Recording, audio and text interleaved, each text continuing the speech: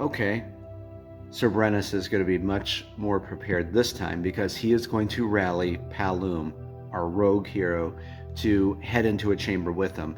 And probably already you can see with classic combat system, it can be quite hard to send in a solo hero into a chamber. And that's how I wanted it though, because, you know, you have a better chance when you're with a party of heroes, of course. So let's take a look at this. So Cerbrenus, again, he has it in his left hand, he has his worn longsword. In his right hand, he has that Forester axe. However, let's say a turn or two ago that our Maheliac, our barbarian, had got a more powerful axe. He has like a common white, the dual axe in the loot deck. So he purchased that from the village. So he gave Palum the primordial axe, his starting weapon. Remember, and I wanted to point that out, you could always give your fellow heroes their starting weapon so they can dual wield. So in this case, in her right hand, she has the primordial axe. In her left hand, she has the dull stiletto, her starting weapon. So already these guys can cover a good amount of warfare types, and that's what you want to do. And remember, you can rally up to 3 heroes. So Cerbrenus could rally up to 2 other heroes. Again, just to point this out to you, so Cerbrenus excels at physical warfare. He's kind of good at ranged warfare and kind of good at spiritual. Not too good in the other ones. So this is why this makes a good team. Take a look at Palum.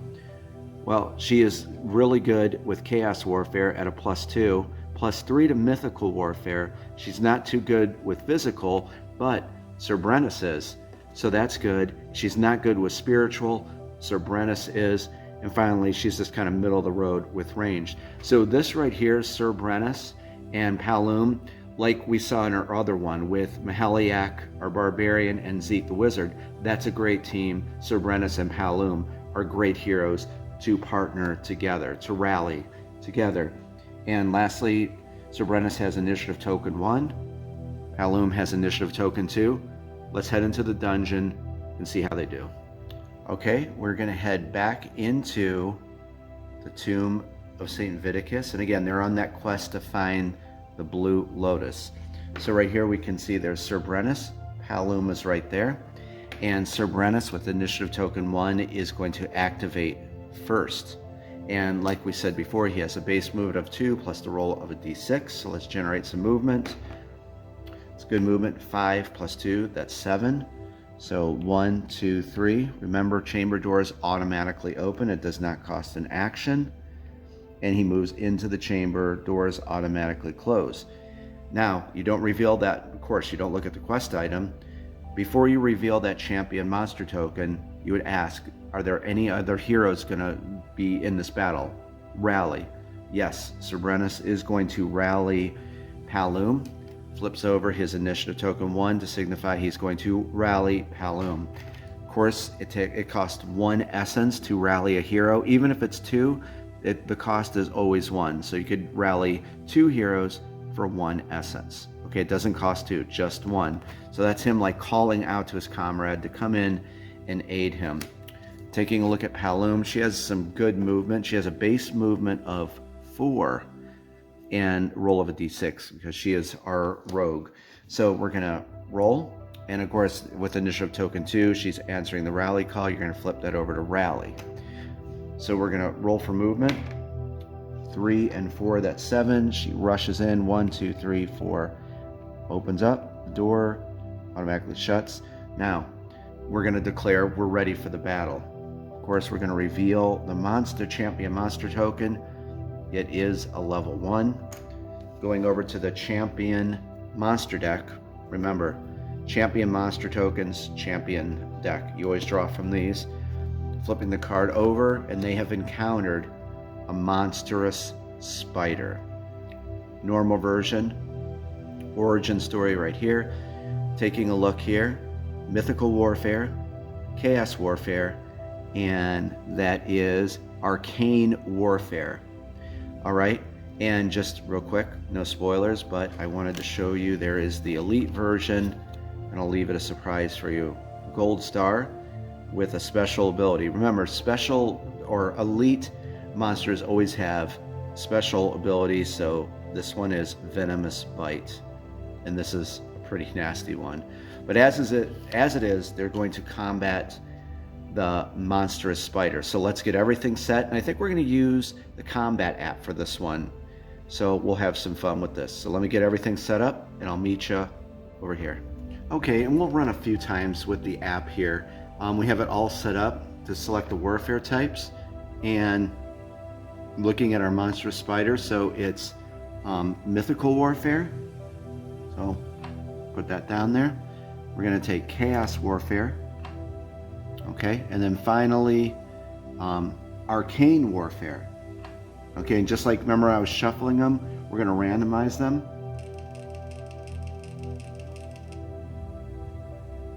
Okay, phase 1 is going to be arcane. And looking at our heroes here quickly, and you can see why this is a lot more strategic and more tactical in planning than the revised one. So, well, Sir Brennus has 0, and Halloum has 0 also. We got to kind of look at, you know, what's going to be coming up. Well, we definitely want, whoops, and you can reset there. See, I can do that. Actually, I'm glad I did that. For phase 2, we're definitely going to have Halloum attack, but first, and she's going to be attacking in phase 3 because she's proficient in mythical and chaos. So Sir Brennus is going to attack in phase 1. We're going to take our battle token for phase 1, and we're just going to put it on the Worn Longsword so he can do 1 damage. So phase 1 is locked in. See how that works? Phase 2, we said Halloum, and she's just going to use her doll stiletto there with that. So for phase 2, keeps going dim. So that's phase 2.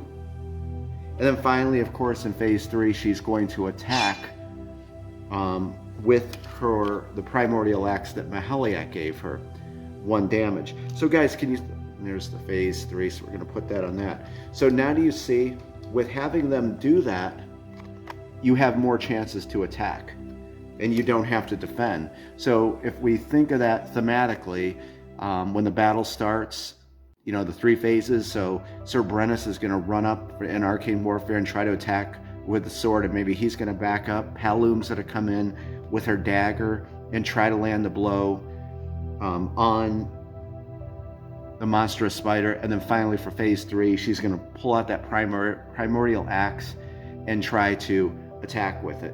Now we won't use the dice, we'll use like the tangible goods dice here so you can see that.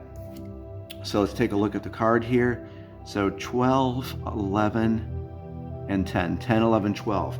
So let's see how they do. So you could actually just use that to select your warfare types and use the dice, or just use the dice all together. We'll do that next time. So just like I said, the battle's going to play out.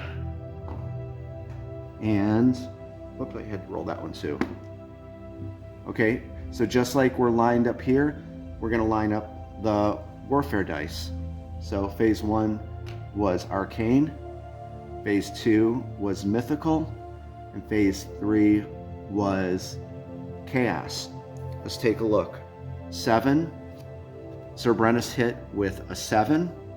Looking at that, no, that's a 10.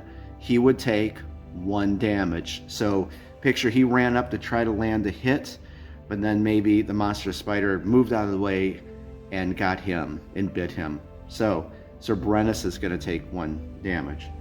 Moving over here to phase 2, Halloum has mythical warfare, and she's of course very proficient with a +3, so that 5 and 1 is 6, 7, 8, 9. Looking at this, but that's a 12. That's very tough. So she's going to take 1 damage. You see how that works? Finally, she was attacking with the primordial axe in phase 3. Unfortunately, though, she just hit with a, well, that's actually good. There's 8. Sorry, I thought that was a 2. 8 and 3 is 11. She has a plus, is that a 2? +2 for chaos, so that's 11, 12, 13. And she had to score at least an 11, and she did. So she would land 1 damage on the monstrous spider. Do you see how that works? Definitely more strategic and tactical on what you want to do. And remember, if heroes have special abilities, you would use those. But as it is, we're going to go on to round 2.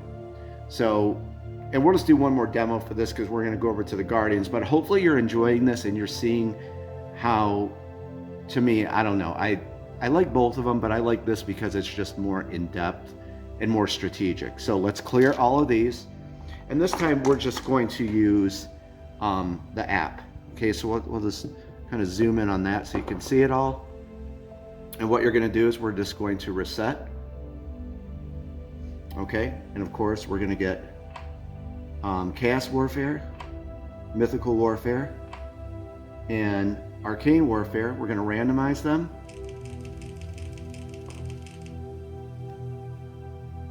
Okay, okay, we're going to change it up a bit now. We're going to have, and so what, the Massive Viper has 1 hit on it already. It has 4. So they could kill they could kill Massive Viper, Monstrous Spider. If they hit in all the phases, they could kill it in this round. Phase 1 is going to, of course, be Chaos, and Palum is going to attack. Push the attack in that. She'll be using her Primordial Axe, so that's good. Right here, Arcane Warfare, and like we did before, Cerberus will be attacking with his Sworn Longsword. Put Battle Token 2 in there, push the attack. And then finally, oops, you know what I did? I'm sorry, I put Phase 3 on there, Battle Token. So Battle Token 1 goes on the Primordial Axe. Finally, Palum is going to hopefully land the killing blow in Phase 3 and put this on her Dull Stiletto, the dagger. Okay, like that. And now we're going to roll the virtual dice and let's see how they do. And that is, hopefully you can see that. 6 and an 8, wow, that's a hit right there. 14 plus, what is it, 2 on her card, that's 16. She lands a hit. So the Monstrous Spider has 2 damage. Going over here, another great hit. Cerberus, remember he attacked in Phase 2 with his Worn Longsword, 1 damage. That's a 2 and 11, 13. He just needed to score a 10. There's that, 2 more damage. Monstrous Spider has 3. Finally, oh, we couldn't do it. Palum was attacking with her Dull Stiletto in Phase 3, and she could not do that. It's only a 3, even with adding what's on her hero card there, which is, what is that, plus 3? Yeah, that's only a 6. And she would have needed a 12. So the Monstrous Spider would hit her. But guys, we're going to move on to the Guardian phase because I just want to keep this rolling. But hopefully you enjoyed seeing this and how this plays out. So you could use the combat app with, you know, the classic combat system, or just use, of course, the dice, or a mixture of the two. And of course, you know, if they would have defeated it, we could go into the loot and gold roll, and that would have been a really good roll. So I hope, I'll reset it. So I'm going to clear everything up. I hope that you enjoyed this, and we're going to move on to now the Guardians and how to use it. It's basically the same thing, but we'll go over that for you. I'll see you in a second. Okay, for our last demo here, we're actually going to do an attack, but then we'll close out with when a Guardian attacks the hero with the classic combat system. And again, I hope you're enjoying this video and you're learning a lot about it. And seriously, I don't have time, I would love to just play a few rounds of Dungeon Crusade, because, you know, playing the classic combat system, because I was doing the revised, I really do enjoy this system. It's just really what I love about these games. It's just strategic and planning things out. We're going to see here. So when you're going to attack a Guardian, you know the Guardians are the bosses of the dungeon. You know, they lurk and traverse the hallways and quarters of the dungeon. You most certainly want to look at a Guardian's warfare types. You don't want to send in a hero who has the exact opposite warfare types that Guardian is versed in. So right there's where like your planning and your strategy and tactics kick in. And to me, in my mindset, when I came up with this, I think you know how much I love MMORPGs. When you go in a boss fight, or even in a regular video game where you control a party of heroes, Baldur's Gate, one of my favorites, you don't just send in one hero, you send in a bunch of heroes. You know, you can send up to 3 heroes in Dungeon Crusade. So that's something you definitely want to consider when you're going to attack a Guardian. Look at those warfare types because it's open knowledge, and send in the heroes who will most likely land damage on that Guardian. Let's take a look at Banevik's monster card.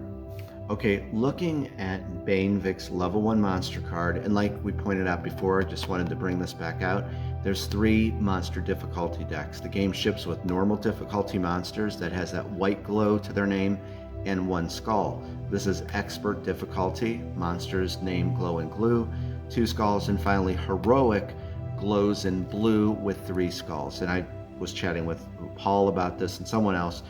I did actually have a legendary difficulty, and their name was going to glow orange, but I just held that back. Maybe with the expansion, I would like to, if people would like it, maybe we'll have legendary difficulty, but it's pretty challenging now if you've ever tried against heroic difficulty. So I just wanted to point that out. Let's take a look at Banevik's warfare types. So he's versed in physical warfare, mythical warfare, and chaos warfare.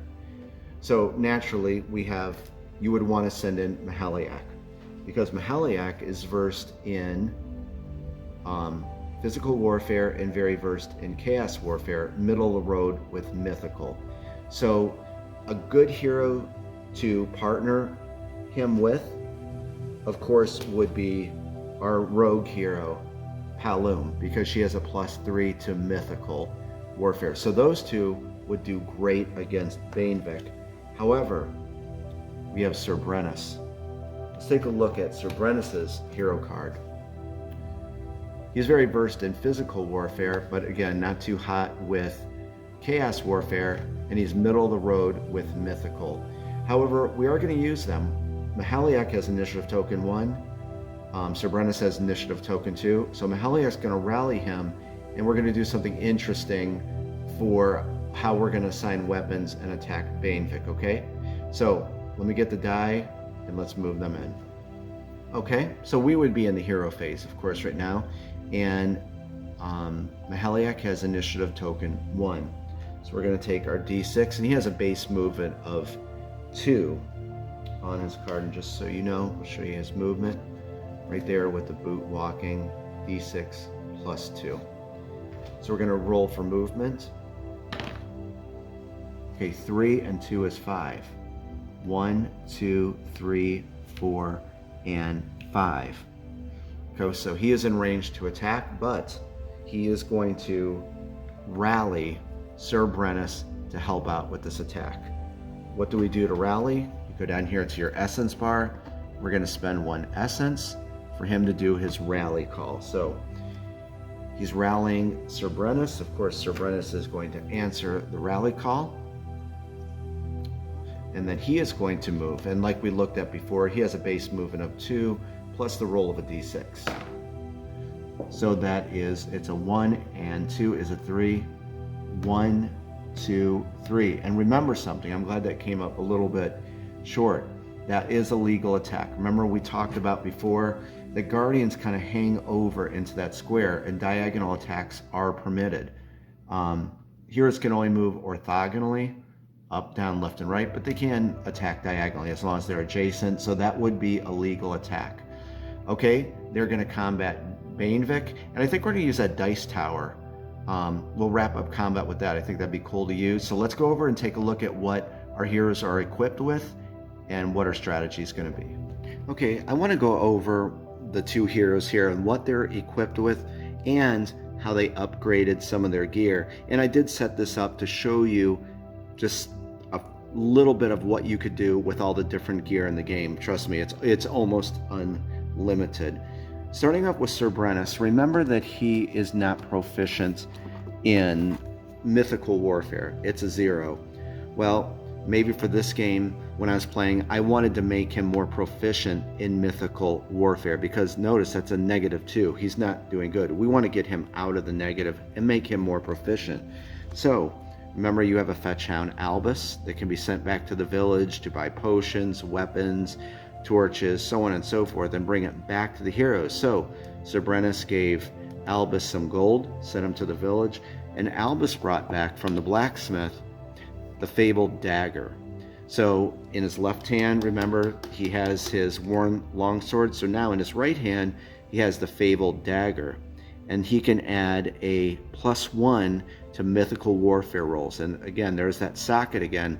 So there, he could even modify it more with a power gem. So I wanted to point that out. Also, he picked up this thieves garb.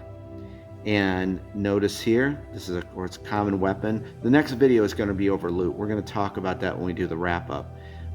It's a piece of armor. But take a look at this. This has a little bit of enchantment to it. It has a +2 to mythical warfare. So what I'm getting at is having just the thieves garb equipped takes him out of the negative. So now it's at a 0 with that. And he could add that +1 from the fabled dagger with a +1. So he's a little more proficient in mythical. But you may decide to build your hero or heroes how you see fit. Finally, over here with Mahaliak, he has his starting weapon in his left hand, the primordial axe, but this is fabled gear. And again, I'm excited to get to the next video over the loot. There's 9 different rarities. He has a piece of fabled gear, and fabled gear is gear I created that belong to the characters in the story I wrote for Dungeon Crusade. So Luke is the best friend to Mallory, Emperor Sylvian's daughter. So they were childhood friends, and there's a little bit of history there, or lore I created for this. Everything's tied together, guys, in this game.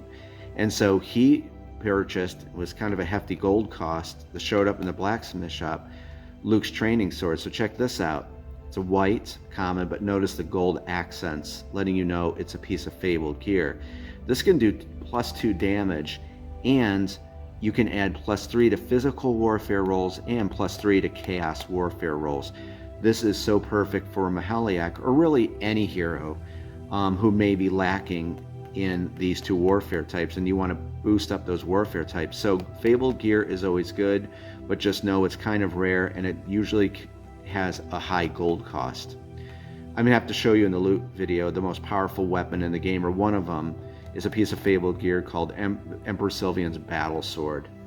Wait till you see the stats on that one. So as it is, these guys are ready to take on Bainvik and hopefully do some damage. Okay, so let's get our dice tower, our custom-made Dungeon Crusade dice tower, and the battle board, and let's combat Bainvik.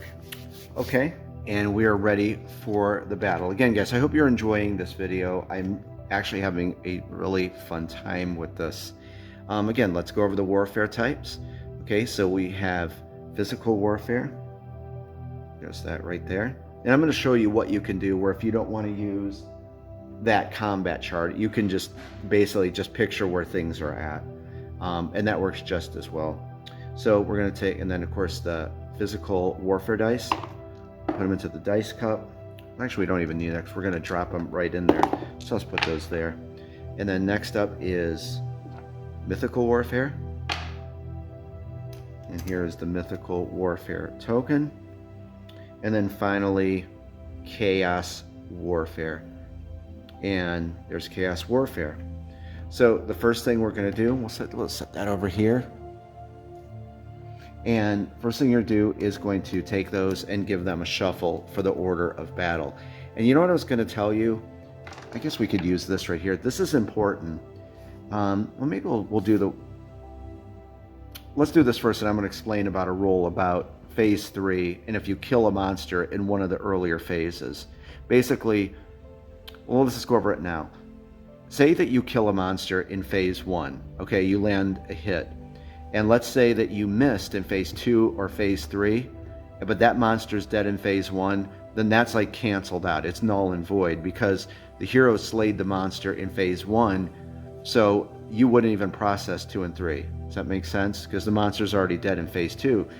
Again, say you you know, you missed in phase 1, but you killed it in phase 2, and you missed in phase 3, the monster's dead in phase 2. You wouldn't even process 3. So there you go. I explained that, but I wanted to point it out before. Okay, so now we're going to shuffle these. And like I said, if you just even visualize right here, you know, like that little battle board, or of course you could use it, or the combat chart, you could just lay them out like this, like 1, 2, and 3. So that's your phase 1, phase 2, and phase 3. We're going to reveal them. Phase 1 is going to be mythical, phase 2 is going to be chaos, and phase 3 is going to be physical warfare. So looking at this, remember with our hero Sir Brennus, he had all that gear to get him out of the negative. So we're going to attack in phase 1, and we're going to declare the fabled dagger that he's going to attack with that, okay? And just so you know, even if he used his worn longsword, as long as you have that weapon equipped, you would still get the bonus. I wanted to point that also. So just because, say, I did do that, you would still get, you know, the +1 there to that, because you do have it equipped. But of course, say that was 2 damage and you attack with this, well, you'd only do 1 damage. You know, you would have to use this weapon in particular to do 2 damage. But you guys probably already know that just from talking about this. So, but as it is, phase 1. So imagine I'm going to push the attack. Remember, like attack would be up here. Here's the middle line, defend down here. Very easy. Well, we already know Mahaliak excels at chaos warfare. We're going to attack with chaos warfare, and he's going to use his primordial axe. Well, see, wait a minute now, because what's main Vic? Let's look at his monster card again. This is where you kind of like the thinking comes involved. And so what is that? That's a 13. That's a 15. So you know what? I think, see, this is where the strategy and comes in at. That's much higher. So let me dial that back. I think what we're going to do is actually use, Luke's training sword. Again, we would still get the bonus, but I'm hoping to put damage on him with this in phase 2. Yeah, so we're going to use the Luke's training sword in phase 2. Finally, of course, Mahaliak is going to attack. Remember, he had that, let's say, that was in his right hand. In his left hand, he has the primordial axe. He's going to use the primordial axe to attack with in phase 3. See how that works? Okay, so what you're going to do is, remember, it's all happening simultaneously. So just imagine Sir Brennus is going to run up and try to slash him. He's going to back up, and Mahaliak's going to come in, you know, swinging that Luke's training sword and swinging the axe. So it all happens super fast. Kind of picture that's what the dice are doing. And here goes. Okay, I think they did pretty good. So there's phase 1. See how I'm lining it up there? So chaos was phase 2, and then finally this. So let's process that. So Sir Brennus, it's a 6, right? Yep, 6 and a 6, that's 12. He could add a +1 to mythical, so that is what, 13? And he scored a hit. So he put 1 damage on Bainvik, because remember, the Fabled Dagger does 1 damage. Okay, so Bainvik has 1 damage on him. Next up, Mahaliak, that was absolutely a monster hit. 11, 6, that's 17. Plus he has 3 on his hero card. So what is that? That's 17, that's 20.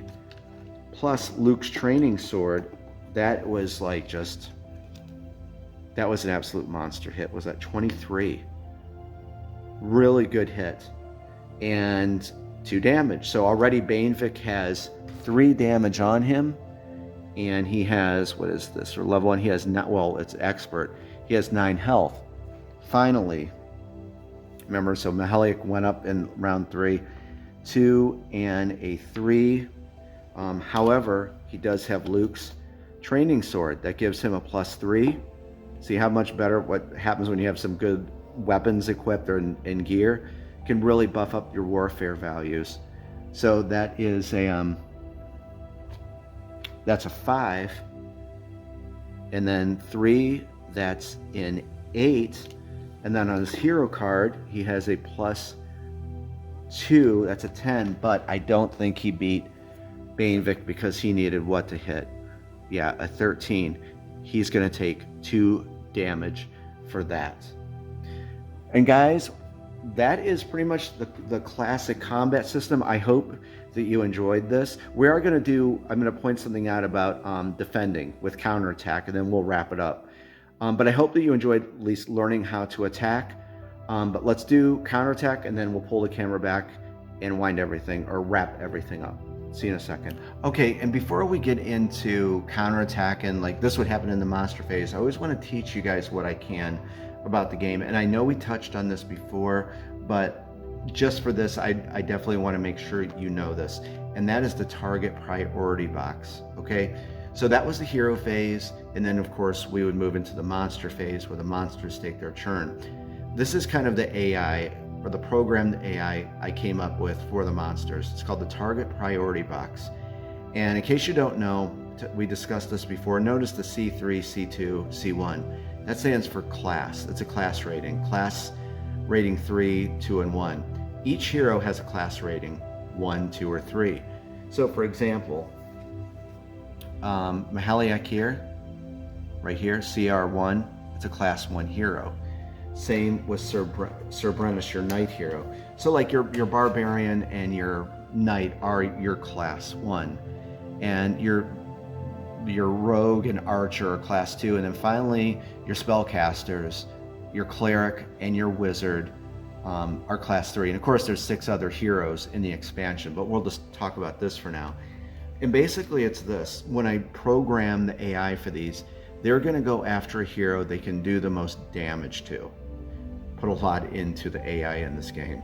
So so basically it's like this. On Bainvik's turn, he's going to kind of scan around him within a 4-space radius. Is there a class 3 hero I can attack? No, there's not. Is there a class 2 hero I can attack? Nope, there's none around there. However, there is a class 1. Now, of course, they're both class 1. And this is in the rules, of course, because I don't want people to think, well, I think you would go after that. You don't do that in Dungeon Crusade. I took care of all that for you. The way that Bainvik will attack is this. There's 2 class 1. You go by their health. Whoever has the least health, Bainvik's going to go after. So just real quick, I won't show you both. Cerbrenus has the lower health. He has, 8. And Mahaliak has 10. But let's suppose for this, they both had 10. Okay, they both have equal health. What do? Very simple. Let fate decide, or his brain, make sure this is Bainvik's brain, decide who he's going to attack. You're going to assign the numbers 1 to 3 to, say, Mahaliak, 4 to 6 to Cerbrenus. Roll. Bainvik has thought who he's going to attack. He's going to go after Mahaliak. You see how that works? Finally, when those heroes came into view, and I should have maybe said this then, so when Bainvik caught sight of Mahaliak, he's tracking that hero. And these are the tracking tokens. You're going to put 1 on, in this case, Mahaliak's hero card, and then 1 on Bainvik. And that monster, that guardian, is going to follow him around until he loses that tracking status. And you can hide in a chamber, and there's a few other ways. We won't get into that now, but I just want to mention that. So anytime a hero comes into within a 4-space line of sight of a guardian, you're going to put a tracking token on that hero card and that guardian card, signifying that that guardian is watching him, he's following him, he's not going to let him go. He's going to hunt him down and try to kill him. Okay? But as it is, Cerbrenus, he is going to have to go to Cerbrenus. We're going to go back over to our dice tower and our battle board, and let me show you how this works with the classic combat system, with how to use counterattack. Okay, and we brought back the combat chart for this so I could show you this. Again, I do hope you're enjoying this video. I think it was a kind of a long video, but you know what? I love you guys. Love hanging out. It's the holidays. Let's talk Dungeon Crusade. Okay, so again, here's our scenario, kind of zoomed in on our battle board. Bainvik is about to attack Sir Brennus in the monster phase. Right off the rip, what you're going to do is when a Guardian is going to attack, take all those battle tokens and you're going to put him right on that hero card. He's defending. He has to defend in each of the 3 phases. However, and like we learned before, it's kind of like almost the same thing, guys. He can use counterattack. So we can see right here, you can use it at any level. You can't use it in a chamber. This never has to be channeled, and you can use it in the corridor of the dungeon, which we are in. Counterattack may be activated during the monster phase when a monster is about to attack an adjacent hero, which is the case. When activated, the hero may select one phase of combat to attack in instead of defending in. It's kind of like what you saw in the revised combat system, but I did want to go over it. A hero can use counterattack at any level. So just remember, right off the rip, you're going to put all the battle tokens right on the hero card, signifying, so picture it, he's going to be for each, he's going to be defending as Bainvik is throwing these 3 hits at him. However, with counterattack, we are definitely going to activate that in a moment. What we're going to do is first, we're going to do the warfare tokens. So I have the same ones here, of course, like we saw, what Bainvik is versed in. So we're going to give them a shuffle and put them on our combat chart. And we're going to, you can reveal them, and immediately after you reveal them, put them right down and defend. Okay? So they're all on defend. Now is the time where you can say, okay, you know what, I am, now that, once that's revealed, I'm going to activate counterattack. So we're going to spend the 1 essence to activate it. And remember, this does not have to be channeled. Whoops, I think it was right there. Okay, so now Sir Brennus can select one of those phases to attack in. And where does he have his best chance at? And I think it would be probably in, well, he does have that 1. You have to get 3, but he has a +3 to physical warfare. Definitely not chaos warfare. So I think in phase 1, what we're going to do, since we activated that, we're going to push the attack in phase 1. We're going to take battle token 1, flip it over to, of course, the attack side, and both weapons do 1 damage. So we're going to try to put some hurt on Bainvik in phase 1. So I'm declaring phase 1, he's going to attack. See how that works?